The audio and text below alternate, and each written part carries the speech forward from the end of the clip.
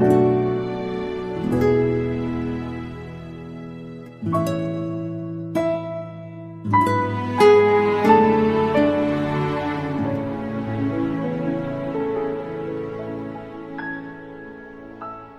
Ibu, dan saudara-saudara yang terkasih dalam Tuhan, kita kembali berjumpa pada hari ini, Selasa, tanggal 21 April 2020, di mana kita akan bersama-sama mengambil bagian dalam pemberitaan firman Tuhan.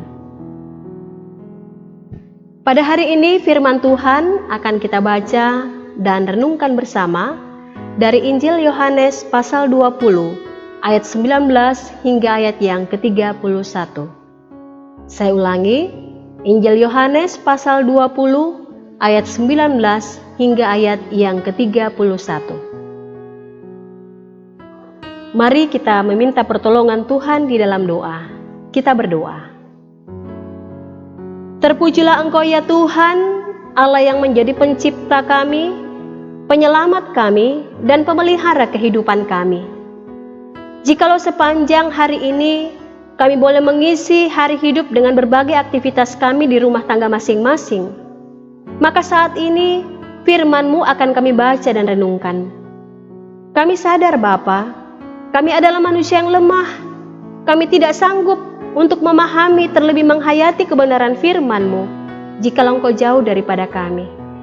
Oleh sebab itu hadirlah di tengah-tengah persekutuan ibadah yang berlangsung di rumah tangga kami masing-masing. Berkaryalah ya Tuhan, karuniakanlah hikmat-Mu kepada kami, sehingga firman-Mu ini sungguh-sungguh boleh kami hayati dan boleh kami berlakukan dalam sepanjang hari hidup kami. Pakailah hamba-Mu yang penuh dengan keterbatasan ini untuk menyampaikan firman-Mu di tengah-tengah ibadah saat ini. Ampunilah segala salah dan dosa kami, layakkanlah kami untuk berada di sekitar pemberitaan firman-Mu. Di dalam nama anak-Mu Yesus Kristus, firman yang hidup, kami berdoa kepadamu. Haleluya. Amin. Injil Yohanes pasal 20, ayat 19 hingga ayat yang ke-31, terdiri dari 3 buah judul perikop. Judul yang pertama adalah Yesus menampakkan diri kepada murid-muridnya. Judul yang kedua adalah Yesus menampakkan diri kepada Thomas, dan judul yang ketiga adalah maksudnya Injil ini dicatat. Firman Tuhan. Ketika hari sudah malam, pada hari pertama minggu itu, berkumpullah murid-murid Yesus di suatu tempat dengan pintu-pintu yang terkunci, karena mereka takut kepada orang-orang Yahudi.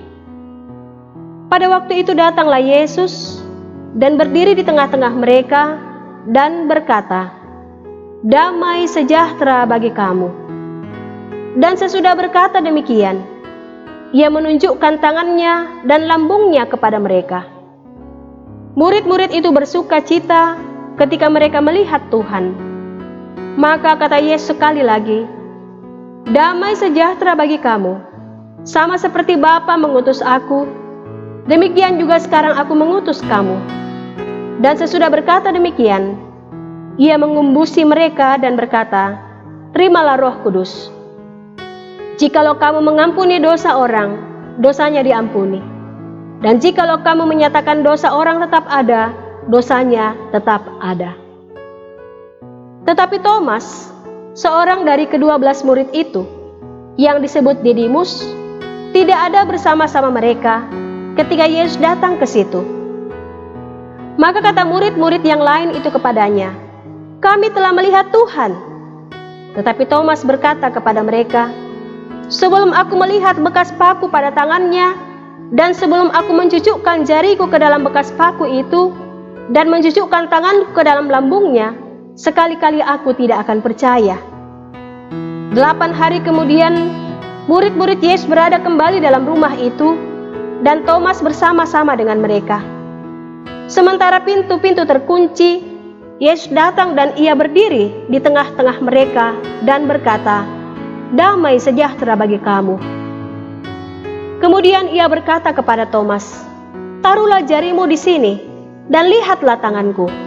Ulurkanlah tanganmu dan cucukkan ke dalam lambungku, dan jangan engkau tidak percaya lagi, melainkan percayalah." Thomas menjawab dia, "Ya Tuhanku dan Allahku." Kata Yesus kepadanya, "Karena engkau telah melihat aku, maka engkau percaya. Berbahagialah mereka yang tidak melihat namun percaya." Memang masih banyak tanda lain yang dibuat Yesus di depan mata murid-muridnya yang tidak tercatat dalam kitab ini. Tetapi semua yang tercantum di sini telah dicatat, supaya kamu percaya bahwa Yesuslah Mesias, Anak Allah, dan supaya kamu oleh imanmu memperoleh hidup dalam namanya. Demikianlah firman Tuhan. Berbahagialah setiap kita yang dapat merenungkan dan menghayati lalu memberlakukan firman Tuhan ini dalam sepanjang hari hidup kita. Amin.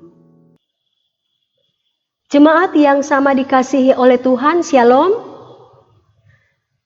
Hari ini firman Tuhan menyapa kita sekalian, mengutarakan tentang kesaksian para murid yang langsung bisa bertatap muka dengan Yesus yang menampakkan diri.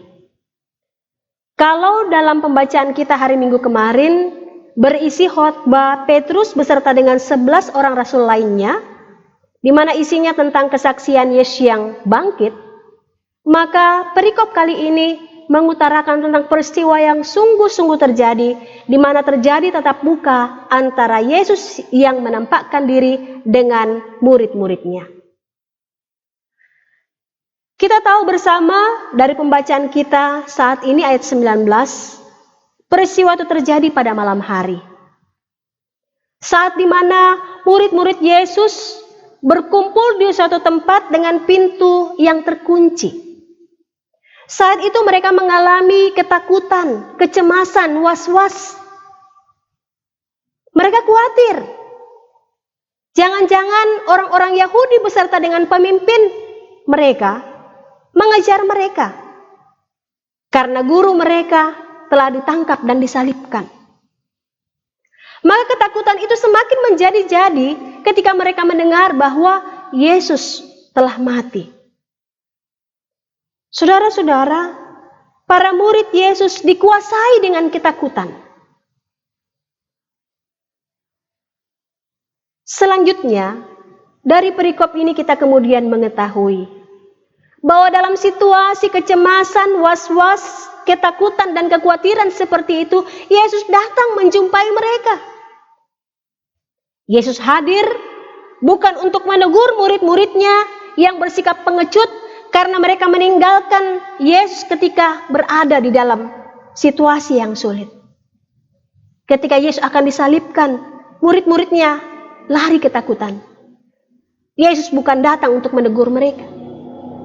Tapi justru dari perikop pembacaan ini memberi kesaksian kepada kita sekalian bahwa sungguh Yesus hadir untuk menyatakan damai sejahtera kepada murid-muridnya.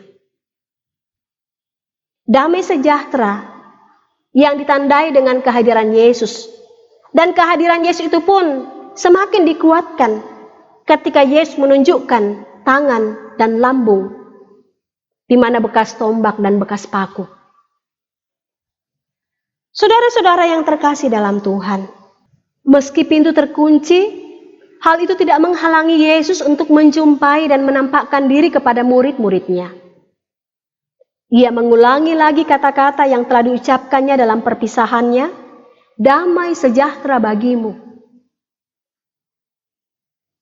Dan bukan itu saja, Yesus pun menunjukkan bekas luka yang ada di tangan dan di lambungnya. Dan apa yang menjadi reaksi murid-muridnya? Mereka kemudian mengalami kepenuhan makna damai sejahtera. Mereka mengalami sukacita karena pada saat itu tercipta hubungan yang intim, hubungan yang akrab antara Yesus dengan murid-muridnya. Jadi Bapak Ibu Saudara-saudara, ada dua makna penampakan Yesus kepada murid-muridnya. Yang pertama, iman percaya murid-murid semakin diteguhkan. Bahwa yang mereka lihat bukan hantu, tetapi yang mereka lihat adalah Tuhannya atau Tuhan Yesus yang sungguh-sungguh bangkit. Dan yang kedua, makna penampakan Yesus adalah karena iman mereka diteguhkan, karena Yesus sungguh-sungguh bangkit dari antara orang mati, maka mereka bersuka cita. Nah, saudara-saudara yang terkasih dalam Tuhan, sukacita, iman mereka semakin diteguhkan oleh karena ada hubungan yang akrab antara Yesus dengan murid-muridnya. Maka hal itu semakin mengingatkan dan menyadarkan kita bahwa ketika hubungan yang akrab terjalin antara Tuhan dengan diri kita, maka pastinya iman kita semakin diteguhkan. Maka kita akan mengalami sukacita, kita akan mengalami damai sejahtera. Saat sekarang ini, dalam situasi yang sangat mencekam, yang membuat sebagian orang menjadi khawatir dan takut oleh karena pandemik virus corona, maka firman Tuhan saat ini mengingatkan kita untuk semakin tekun bersekutu dengan Tuhan, untuk semakin tekun menjalin hubungannya akrab dengan Tuhan. Bukan hanya pada hari Minggu kita bersekutu dengan Tuhan, tetapi juga dalam setiap hari Selasa seperti yang kita lakukan pada saat ini. Kita diingatkan, kendati pun kita tidak bersekutu dalam ibadah rumah tangga di sektor kita masing-masing, tetapi kita menyelenggarakan di rumah tangga kita masing-masing, maka mari kita meluangkan waktu dan kesibukan kita. Kita meninggalkan segala aktivitas kita untuk bersaat teduh, untuk mengambil bagian dalam ibadah rumah tangga pada setiap hari Selasa. Bahkan setiap pagi saya seringkali membagi firman Tuhan untuk mengajak kita bersama-sama bersaat teduh sebelum memulai aktivitas kita. Saya harap semua warga gereja Pokola Heroi dapat mempergunakan waktu dan kesempatan bersaat teduh di pagi hari. Nah, saudara-saudara, kalau hal itu yang kita lakukan, maka kita pun akan dijauhkan dari segala kecemasan, ketakutan dan kekhawatiran. Karena iman kita semakin dikuatkan dan diteguhkan oleh Tuhan. Maka kita akan merasakan sukacita. Kita akan merasakan damai sejahtera. Kalau kita selalu rindu untuk bersekutu bersama dengan Tuhan. Kalau kita selalu rindu dan tekun untuk bersaat teduh dengan Tuhan. Dan selanjutnya, Yesus memberikan amanat pengutusan kepada murid-muridnya. Amanat pengutusan itu berisi misi yang sebelumnya telah dirintis oleh Yesus. Misi memberitakan kabar baik kepada orang lain. Sehingga hal inilah yang disadari oleh murid-murid Yesus, bahwa ketika dia diutus Tuhan Yesus ke dalam dunia ini adalah untuk melanjutkan misi kabar baik yang telah dirintis sebelumnya oleh Tuhan Yesus. Itu hal yang pertama yang dapat kita peroleh dari arti tentang amanat pengutusan Yesus. Dan hal yang kedua, makna dari pengutusan Yesus kepada murid-muridnya ini hanya dapat dilaksanakan ketika mereka selalu menggantungkan seluruh rencana hidup dan pelayanan mereka hanya kepada Tuhan Yesus. Dengan kata lain, kalau mereka tidak melibatkan Tuhan, kalau mereka tidak mengandalkan Tuhan, maka amanat pengutusan itu, misi itu tidak dapat dilaksanakan dengan baik. Saudara-saudara yang terkasih dalam Tuhan, untuk memungkinkan murid-murid Yesus mengemban misi ini, melanjutkan amanat pengutusan ini, maka Yesus pun menghembuskan Roh Kudus kepada mereka. Belajar dari kebenaran firman Tuhan ini, kita diingatkan bahwa damai dan sejahtera, sukacita yang diberikan Kristus kepada murid-muridnya itu bukan hanya milik mereka. Tetapi lebih jauh daripada itu, murid-murid Yesus hendaknya membagikan kabar baik, berita sukacita tentang kebangkitan Kristus itu kepada orang lain. Itulah sebabnya Yesus kemudian mengutus mereka ke dalam dunia dengan membawa berita tentang keselamatan di dalam Yesus. Nah, saudara-saudara yang terkasih dalam Tuhan, Yesus pun berkarya dan bekerja hingga saat ini dalam kehidupan manusia, dalam kehidupan kita sekalian.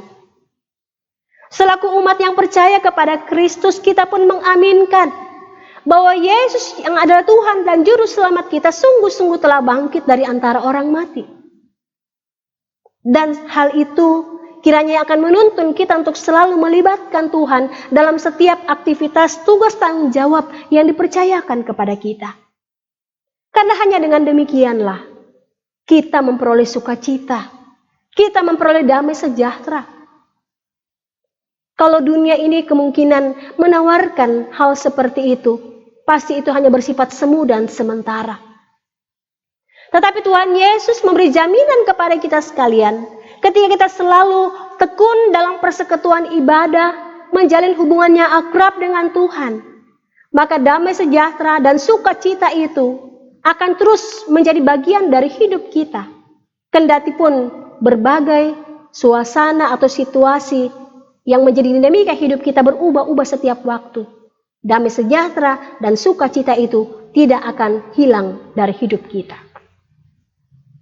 Dan selanjutnya Bapak Ibu Saudara-saudara yang terkasih dalam Tuhan, selaku umat yang telah diselamatkan oleh Kristus, maka sukacita dan damai sejahtera itu pun bukan untuk diri kita saja, bukan untuk keluarga kita saja.